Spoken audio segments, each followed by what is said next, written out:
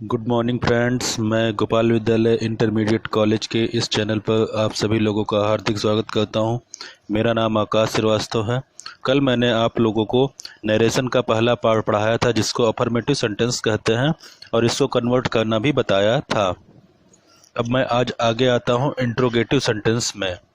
Interrogative sentences किस तरीके के होते हैं? इंट्रोगेटिव सेंटेंस नॉर्मली वैसे होते हैं जिनके लास्ट में इंट्रोगेटिव का साइन लगा होता है और वो सेंटेंस आपसे कुछ पूछ रहे होते हैं, और आपसे जब पूछ रहे होते हैं तो आपको इनका जवाब या तो एक स्टेटमेंट पे देना होता है या फिर यस नो टाइप में देना होता है। और जब आप यस नो टाइप में आंसर देते हैं तो उन क्वेश्चंस में हमेशा स्टार्टिंग जो होती है वो वर्ब्स के साथ होती है, और जब क्वेश्चन का आंसर आपको स्टेटमेंट के साथ देना पड़ता है या फिर पर्टिकुलर कोई वर्ड बोल के भी आंसर दे पाते हैं आप, तो उसको WH टाइप बोलते हैं। तो इंट्रोगेटिव सेंटेंस दो टाइप के होते हैं। हम स्टार्ट करते हैं। Reporting verb is the reporting is changed into asked. अब देखिए सीधे में आता हूँ। Mother said to daughter have you completed your homework. अब यहाँ पे देखिएगा, जब इंट्रोगेटिव सेंटेंस होगा तो आपको सबसे पहले क्या पता चला? रिपोर्टिंग वर्ब तो आपको एज इट इज पुराना मिला, लेकिन जो रिपोर्टेड स्पीच है ये आपका इंट्रोगेट में है, इंट्रोगेटिव फॉर्म में है। लास्ट में क्वेश्चन मार्क लगा है और ये सेंटेंस में शुरुआत की गई हैव से। मतलब यहाँ पर जो सेड टू लगाया गया है इसको आस्क्ड में बदलना है, ठीक है। और जो डबल कॉमा लगाया गया इसको इफ में बदल दिया मैंने। तो लिखा mother asked daughter if she had completed her homework. अब देखिएगा यहाँ पर चेंज ऑफ टेंस भी हुआ है, चेंज ऑफ पर्सन भी किया गया है। यू को सेकंड पर्सन हुआ आपका, इसको डॉटर के हिसाब से बदला गया तो सी लगा दिया इसने। हैव था हैड लगा दिया, प्रेजेंट परफेक्ट टेंस को पास्ट परफेक्ट टेंस से बदल दिया इसने। योर होम लिखा था, यू के तरह योर भी सेकंड पर्सन है, इसको डॉटर के हिसाब से बदला, हर होम लिख दिया। अब यहाँ पे देखिए हम आते हैं यस नो टाइप सेंटेंस को ठीक ढंग से और बताने के लिए। Father said to me do you know the resistance of Do you know the residence of the doctor? Father asked me if I knew the residence of the doctor. In the sentences beginning with question word. अब देखिए question word का मतलब WH type के sentence अगर आते हैं तो आप कैसे करते हो? The teacher said to Rohan, why are you late? अब देखिए said to को तो मैंने नॉर्मली asked में बदल दिया, लेकिन जो why लिखा हुआ था, अब यहाँ पे इफ नहीं लगेगा, वेदर नहीं लगेगा, यहाँ पर सीधे वाई ही लगेगा। और वाई को हटाने के बाद इस सेंटेंस में जो बचता है आप इसको क्या कर लीजिए, एक सिंपल सेंटेंस से बदल लीजिए, यू आर लेट हो जाएगा। यू को रोहन के हिसाब से बदलेंगे तो ही हो जाएगा, और आर जो है आपका सिंपल प्रेजेंट है, इसको आपने चेंज कर लिया सिंपल पास्ट में तो वॉज हो गया, तो ही वॉज लेट हो गया। The teacher asked Rohan why he was late. हम आते हैं आगे। She said to me when she will come is not certain. अब देखिए ये सेंटेंस आपका पूरा का पूरा इंट्रोगेटिव है, लेकिन इसमें दो वर्ब लगे हुए हैं। अब अगर आपके दो वर्ब लगे हुए हैं तो आप इसको कैसे बताएंगे? इस सेंटेंस को कहीं ना कहीं हम एक सिंपल सेंटेंस के तरीके ट्रीट करेंगे, ठीक है। इस पार्ट को छोड़िए क्योंकि ये आपके एग्जाम में नहीं आएगा। आगे आते हैं। Tina said to Rohan will you help me today. तो सेड टू को आस्क्ड में बदल दिया, टीना आस्क्ड रोहन, विल था इसके पहले, इफ लगा दिया, इस सेंटेंस को नॉर्मल बनाया तो you will help me today. तो यू को मैंने रोहन के हिसाब से चेंज किया, सेकंड पर्सन ऑब्जेक्ट के हिसाब से चेंज होता तो ही हो गया, विल का वुड हो गया, हेल्प मी फर्स्ट पर्सन था, टीना के हिसाब से चेंज हुआ तो हर हो गया, तो मी हर, फिर टुडे का दैट डे हो गया। He said to me what are you doing. Said to को आस्क्ड बदल दिया, he asked me, what as it is रखा, यू आर डूइंग की जगह क्या हो गया, आई वाज डूइंग हो गया, ठीक है। Anil said to me why did you do it.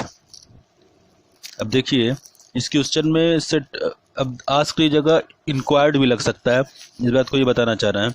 Set to की जगह Anil inquired of me said to की जगह इंक्वायर्ड आप लग गया, वाई लगाया, you did it.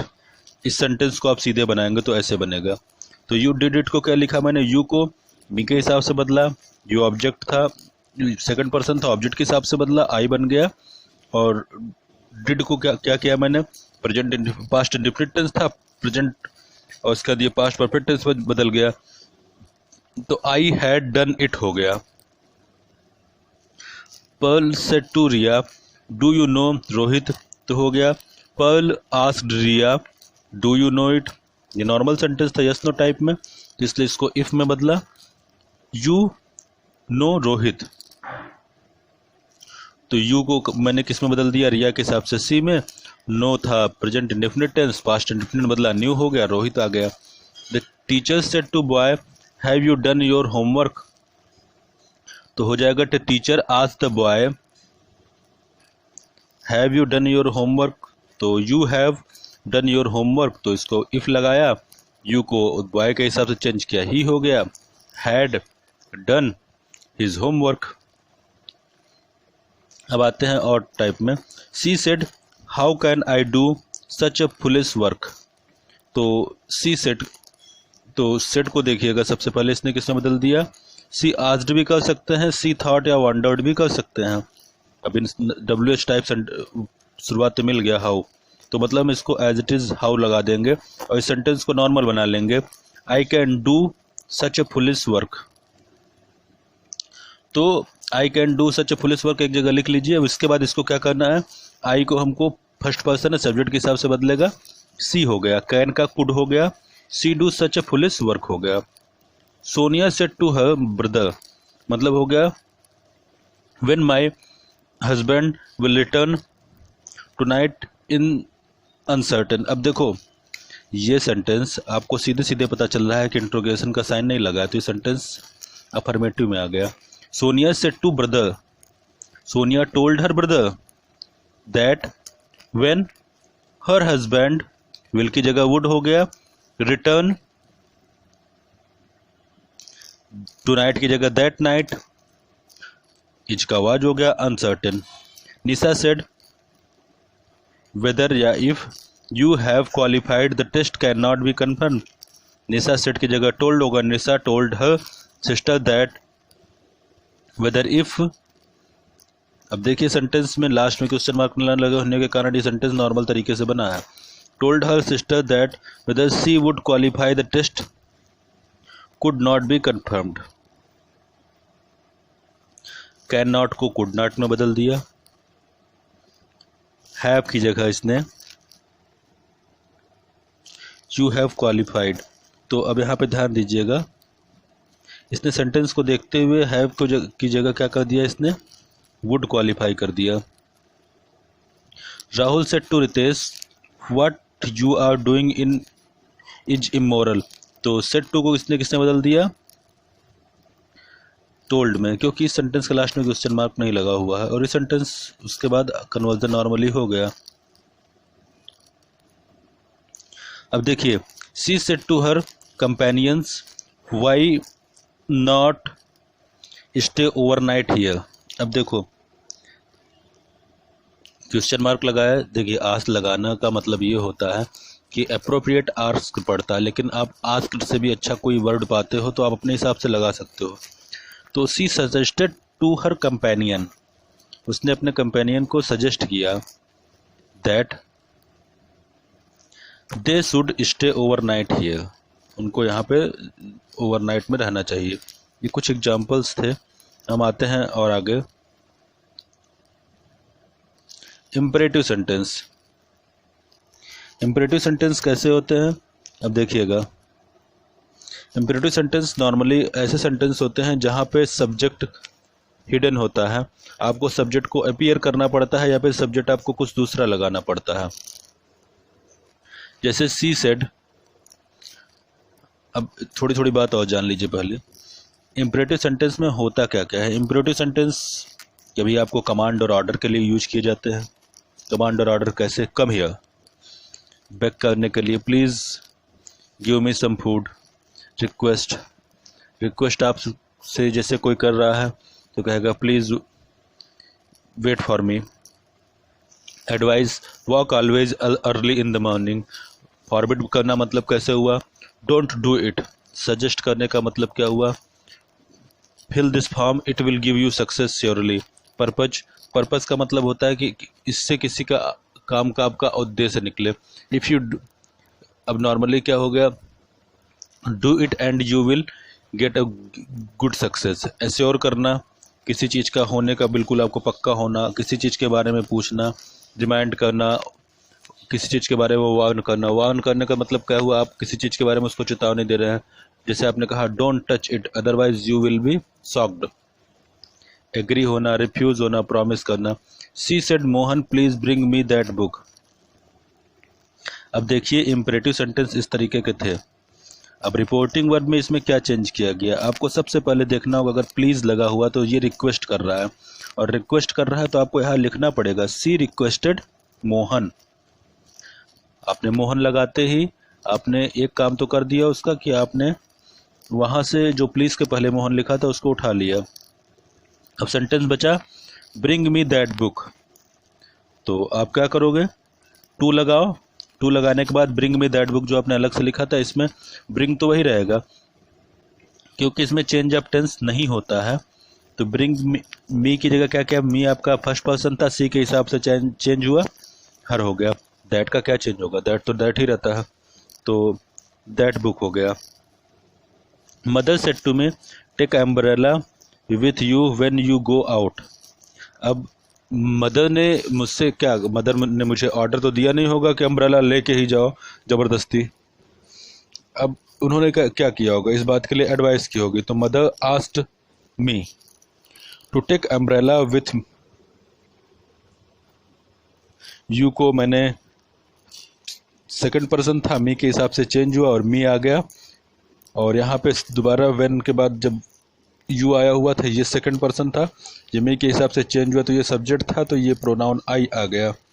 You said to my, I said to my friend don't go out in dark. अब देखिए इसको फॉर्मेट करने के लिए क्या कहा गया, इस तरीके के सेंटेंस बोर्ड में बहुत आते हैं, इसको इम्पोर्टेंट है ये। He said to my friend, तो I said to my friend, I said to मतलब मैंने डोंट गो मतलब मैंने मना किया, तो फॉरबिड किया ना, तो इसीलिए आई फॉरबिड, फॉरबिड का second form I forbid my friend. Forbid लगाते ही to go out in dark. ठीक, अब देखिए इस सेंटेंस में आपको ये ध्यान देना है कि फॉरबिड आपने लिख दिया, मैंने मना किया ऑलरेडी लिख दिया। अदरवाइज मैं लिख सकता था I ordered my friend not to go out in dark. Captain said soldiers march on till it dark. तो अब देखिएगा कैप्टन सोल्जर्स को एडवाइस नहीं देगा, रिक्वेस्ट भी नहीं करेगा, ऑर्डर भी, सिर्फ ऑर्डर देगा। तो कैप्टन कमांडेड, उसने कमांड किया, captain commanded the soldiers to march on it. और देखिए इट वाज डार्क, ये पूरा सेंटेंस नॉर्मल मिल गया आपको। जैसे ही आपको नॉर्मल मिलेगा आपको चेंज ऑफ टेंस करना पड़ेगा, क्योंकि ये अफर्मेटिव टाइप प्रिफर कर लिया। तो इट वाज डार्क हो गया। The lady said thanks, I shall never forget this kindness Arno. तो अब देखिए आपको लास्ट में अर्नो मिला और शुरुआत में थैंक्स मिला, तो आपको ध्यान देना पड़ेगा, ये सेंटेंस थैंकिंग टाइप का है। तो the lady thanked Arno and assured me that, यहाँ तक पूरा आपको समझ में आना चाहिए। एंड एश्योर्ड मी मतलब कि उसने मुझसे मतलब काफ़ी कहा कि जो है मेरी बातों को वो याद रखे।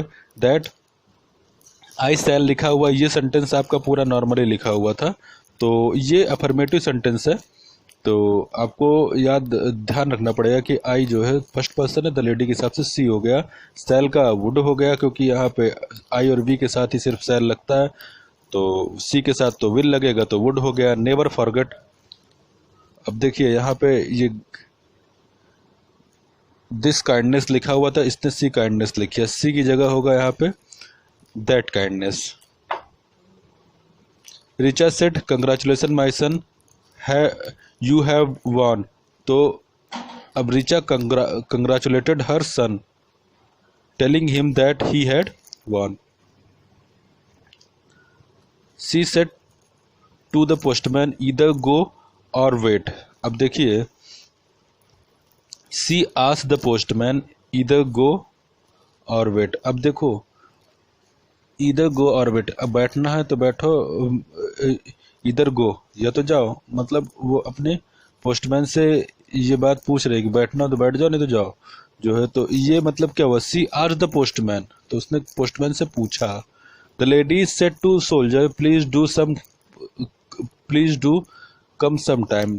तो प्लीज लगा दिया तो सेंटेंस रिक्वेस्ट का होगा। The lady requested the soldier to come some time. Richa said to her friend if I were you I would not care for such a man. तो आई वुड नॉट केयर की बात आती है, advice किया गया होगा। तो Richa advised her friend not to care for such a man. आपको ये समझना पड़ेगा कि यहाँ से पूरा वहाँ तक कहाँ गया। आई वर यू, अगर मैं तुम होती। तो ध्यान दीजिए, सेंटेंस में कुछ हद तक आपको कभी कभी चीज़ों को अपने से खुद से समझना पड़ता है, खुद से अंडरस्टूड चीज़ें भी लगानी पड़ती हैं। इसलिए इफ़ आई वर यू, अगर मैं तुम होती, तो रिचा ने अपने फ्रेंड से कहा था। लेकिन जब ये बात इनडायरेक्टली कोई कहेगा तो इस बात को ये ध्यान देना पड़ेगा। Richa advised her friend, Richa ने अपने फ्रेंड को सजेस्ट किया था कि not to care such a man, इस तरीके के आदमी की केयर करने की ज़रूरत नहीं है। The manager ordered the clerk run to the next office and bring some stationery things. Wait a minute.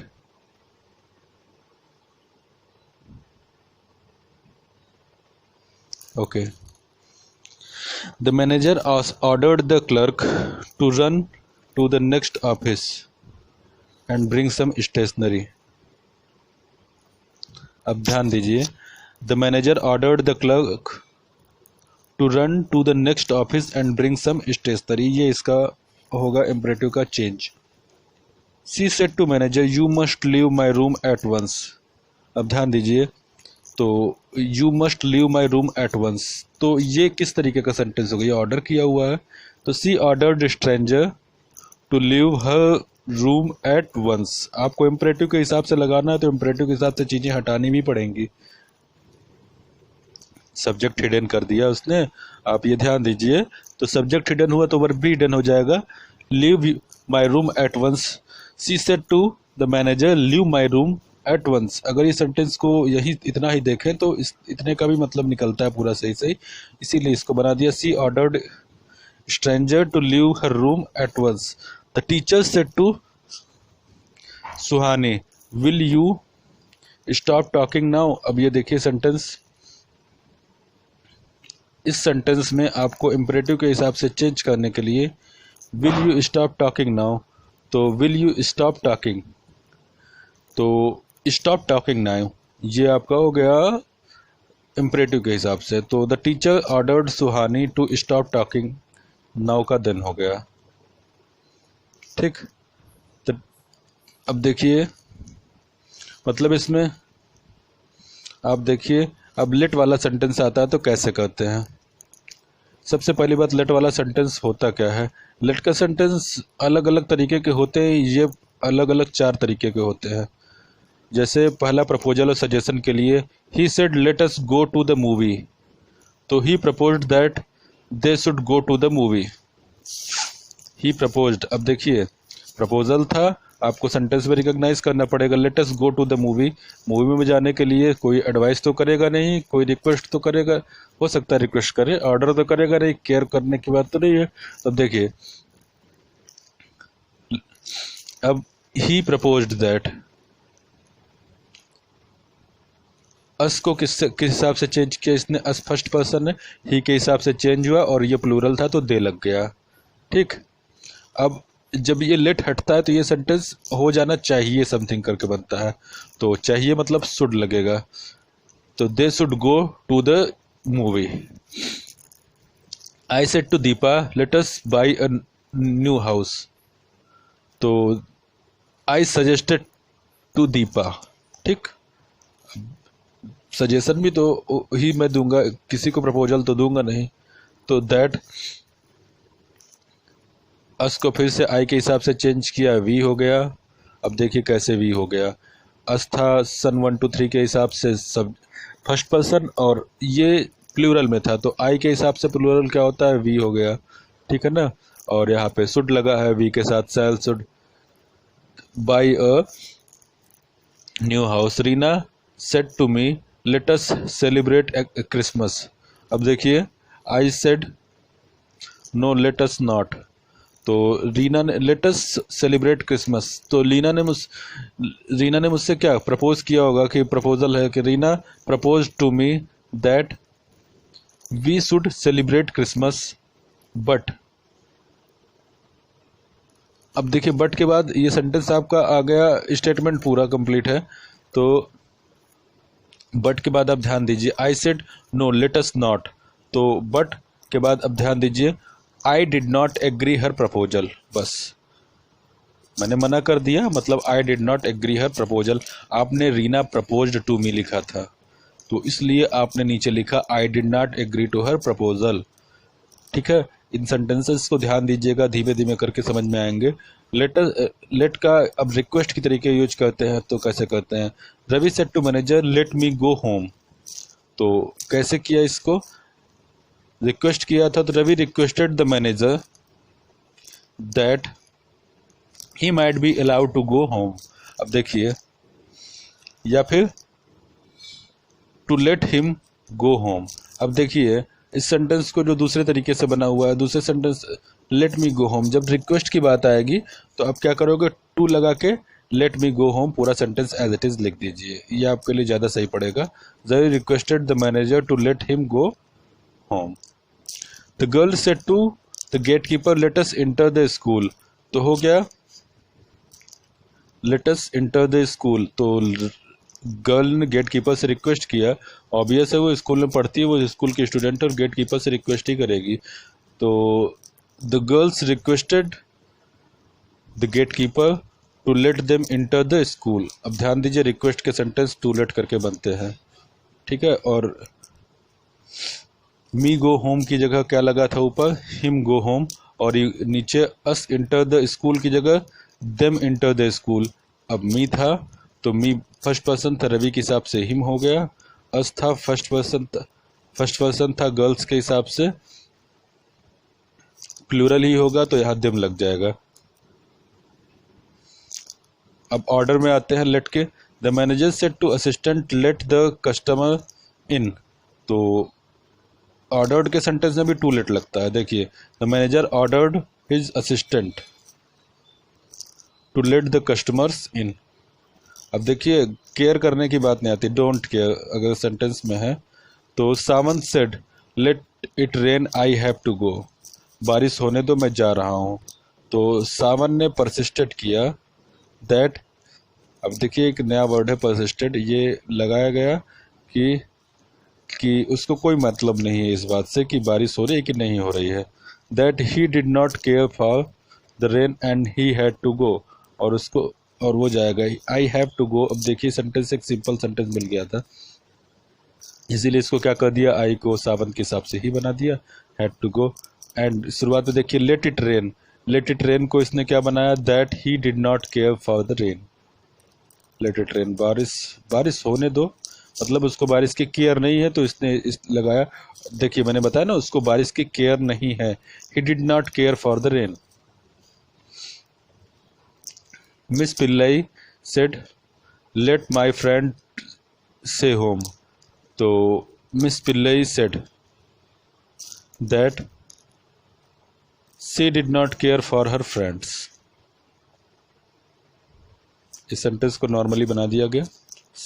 अब देखिए इस सेंटेंस में डिड नॉट कैसे पता चला कि डिड नॉट क्या है, माई फ्रेंड्स से सो, तो से जो लगा हुआ है ये माई फ्रेंड्स के हिसाब से प्लूरल है, और से नॉर्मल लगा हुआ है, तो यहाँ पे प्रेजेंट इंडेफिनिट टेंस है, जो कि चेंज ऑफ टेंस के हिसाब से पास्ट इंडेफिनिट टेंस में चेंज होगा। तो क्या हो गया, she did not care for her friends.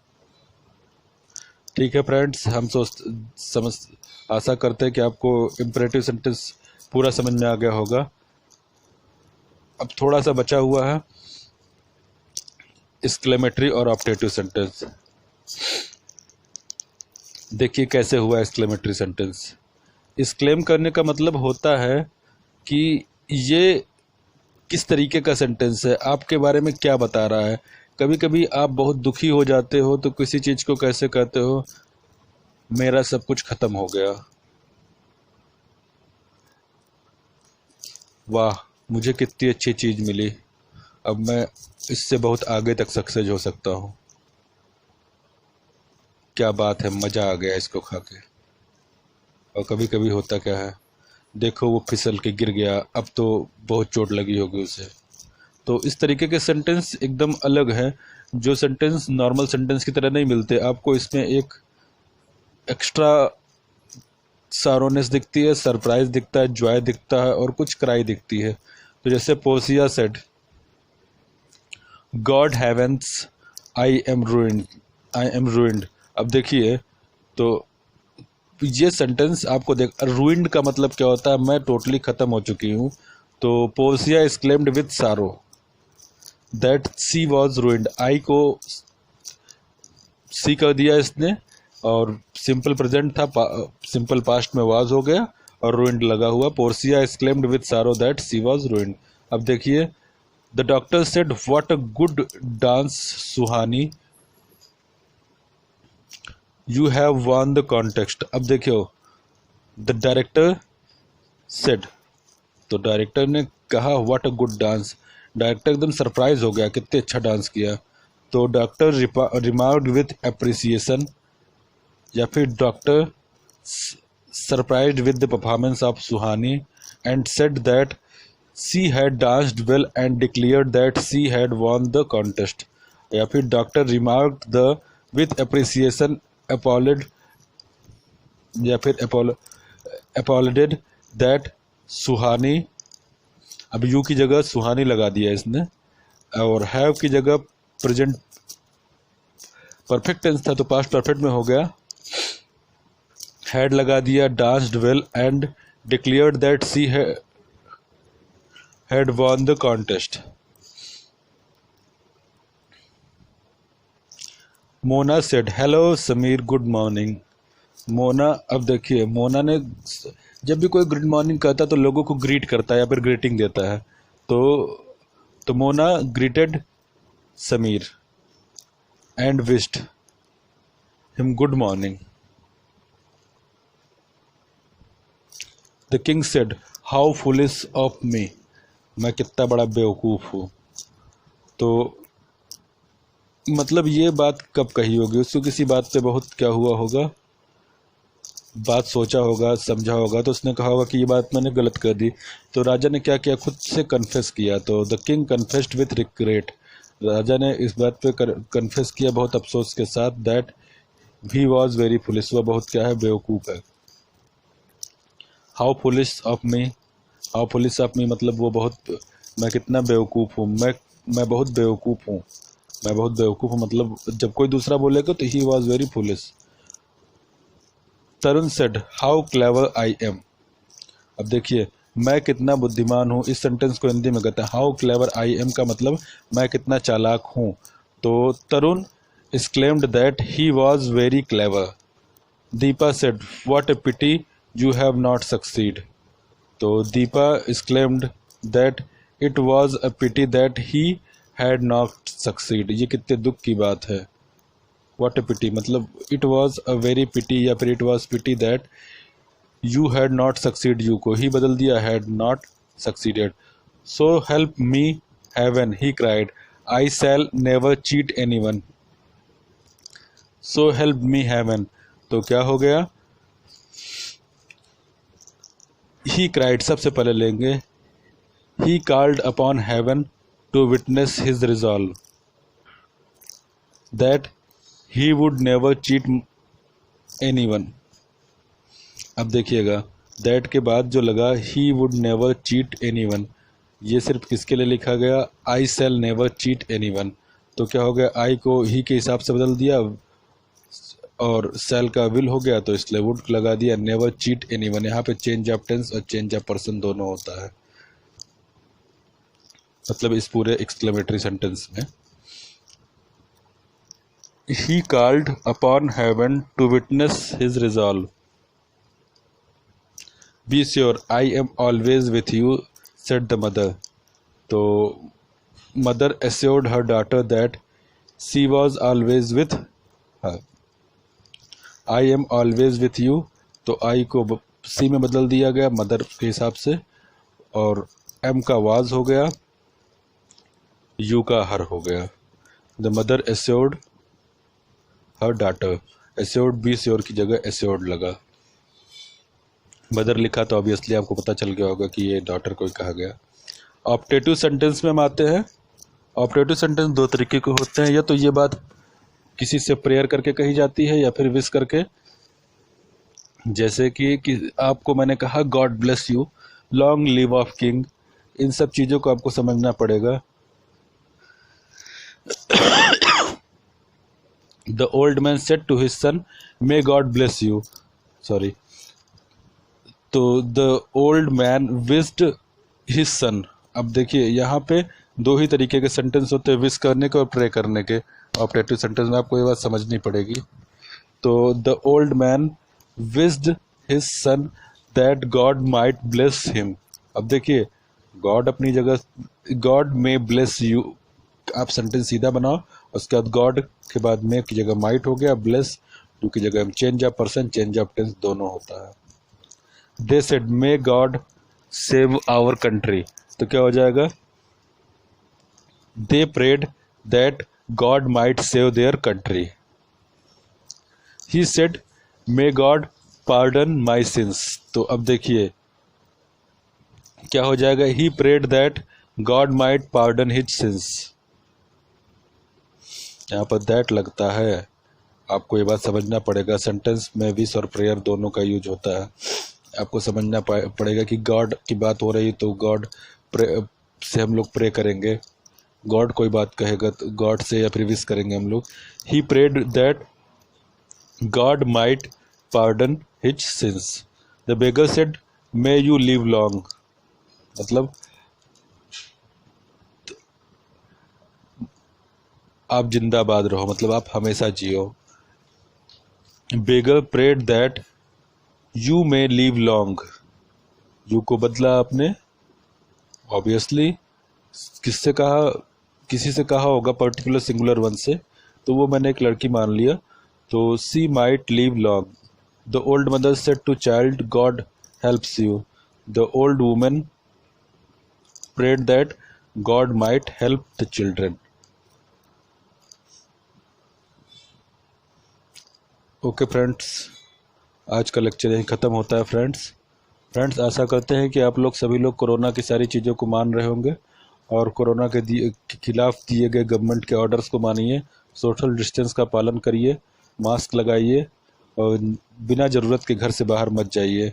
देश की स्थिति दिन पर दिन बिगड़ती चली जा रही है। आप इन सब चीज़ों को पालन करेंगे तभी एक एक व्यक्ति के मानने से इस पूरा संपूर्ण देश मानेगा।